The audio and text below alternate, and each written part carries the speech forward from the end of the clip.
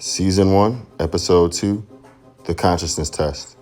Here are the facts. Entanglement is a connection between potentially distant systems, which has a certain quantum mechanical connectivity to these systems. He thinks that consciousness transcends physics and mathematics.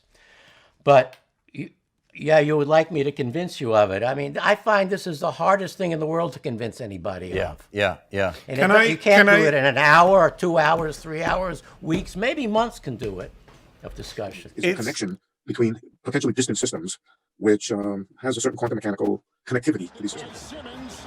And I think sports, specifically basketball, is the best test environment for consciousness in our reality. I know I'm way above my pay grade, but hasn't social science around the globe proven the effect that collective consciousness has on our reality? So, with basketball, the rules of the game can act as an immutable environment in its own space, with fans as conscious observers of the team.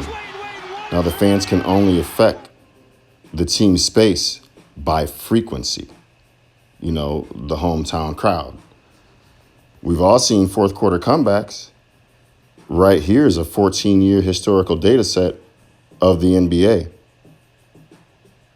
The home team holds a slight advantage when comparing comeback wins in the fourth quarter.